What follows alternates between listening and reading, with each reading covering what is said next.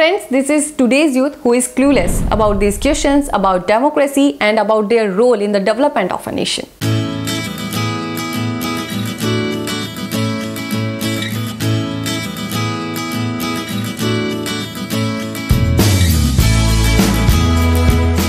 Friends, you all might be wondering that why I am talking about this topic today. So let me tell you that today is a very important day for the democracy of Sweden. Today is election day in Sweden.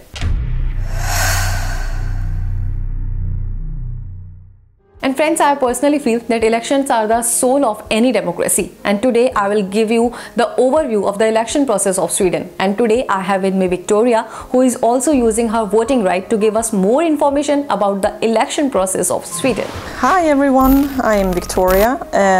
I live in Helsingborg, Sweden, and I work at Folk University.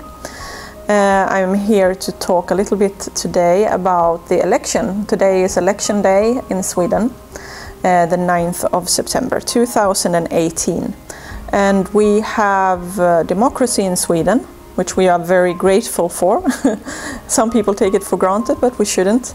And every 4 years there is an election. Today is election for the Parliament of Sweden.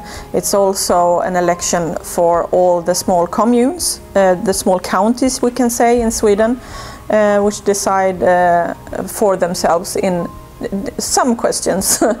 And we also have an election for what we call landsting. This has to do with healthcare in Sweden. So these are the things we are electing today. And yeah, after this day, when the votes are counted, we will see if we will keep our current Prime Minister or if there will be another Prime Minister in Sweden. And the current Prime Minister, he is the head of the party Socialdemokraterna, the Social Democrats. His name is Stefan Löfven. To understand how we elect the Prime Minister, you have to know a little bit on how we elect in Sweden. So we have different parties, and before, a long time ago, it used to be that the party who got over 50% of the vote, the largest party, the head of that party, the leader of that party would be the Prime Minister. But nowadays in Sweden, no party ever gets over 50%. So we have divided our parties into two groups or blocks, you can call it. One who is more on the right side and one who is more on the left side. And the block who gets the most votes, within that block, the largest party, the leader of the largest party within the largest block who gets the most votes, usually he, so far only he, but hopefully she someday will become the Prime Minister of Sweden. So this is how it happens. Yeah, I'm going to tell you a little bit about the different parties here in Sweden. Right now we have 9 parties who are in the parliament. To get representatives into the parliament, a party needs to get more than 4% of the votes from the Swedish people, and this is to prevent the whole parliament to be filled with very, very small parties with a lot of representatives, because it seems counterproductive. We wouldn't get much done. So you need 4% or more to get into the parliament. And right now we have what we call the blue, you can say the blue bloc.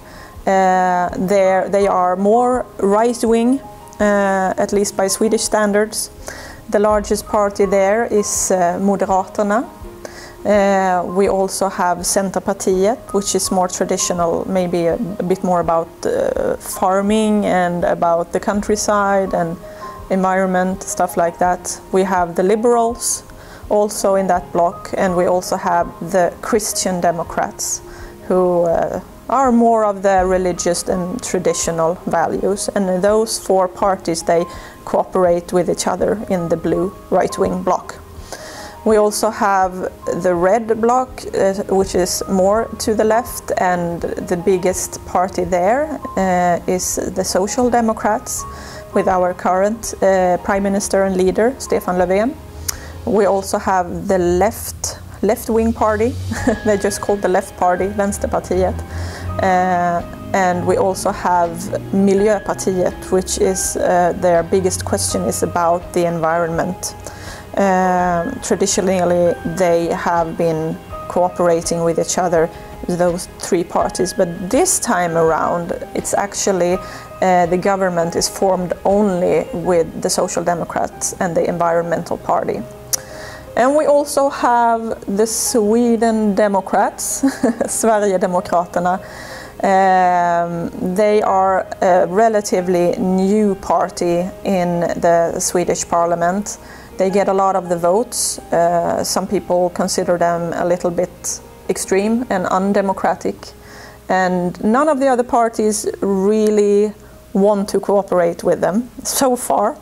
But I would say the general tendency is that they are more right-wing than left-wing. Okay, now I'm going to talk a little bit about the procedure, how to vote in Sweden. So first of all, you need to be 18 years of age or older. You need to be a Swedish citizen to be able to vote in the parliament election. And that means you can be born in Sweden, but not necessarily, because if you have lived here for 5 years or more and you have become a Swedish citizen, then it's also okay for you to vote. It's a little bit different for the election in the communes and in the landsting. I think you have to be you need a residence permit and you need to have lived here for 3 years, but then you can participate in those elections. And yeah, a few weeks before the elections, if you have the right to vote, you get something in the mail, and we call that a voting card. And there you have instructions on where to go on the election day, and usually it's like a school or something nearby. And you go there, you bring your election card and you bring your ID card. So when you get into the election room, you have to show your election card, you need to show your identification, and they will just make a mark on the list that this person has voted, don't get to vote again.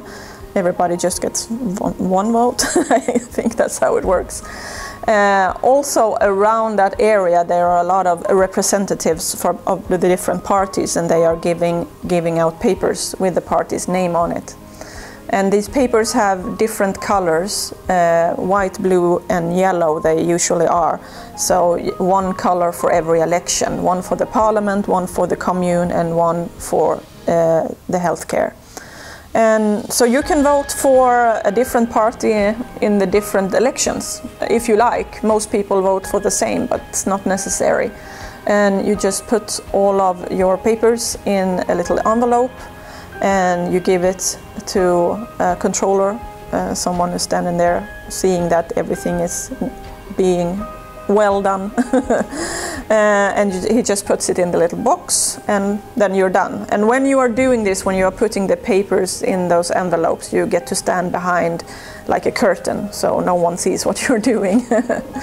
So that's basically how it happens. If you want to vote beforehand, you can in a few places, at the post office for example, in some libraries. Some people do that if they are not available on the election day itself.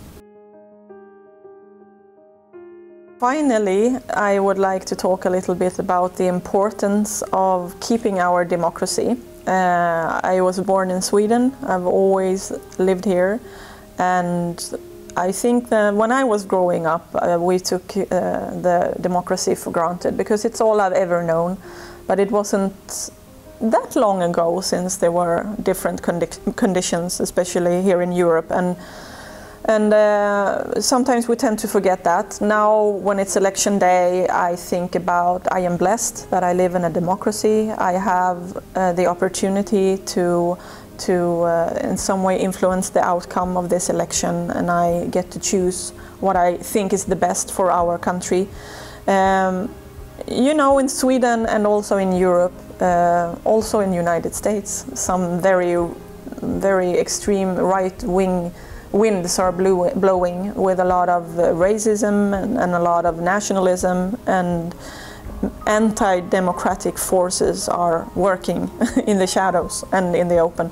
So I just want to take this opportunity for everyone who is living in a democracy and has the possibility to vote. Take this opportunity, don't waste it, don't stay at home, and hopefully together we can keep the democracy always. It's not perfect, but it's the best thing we got, as they say. Absolutely. So friends, as mentioned by Victoria, that youth plays a very important role in the development and prosperity of a nation.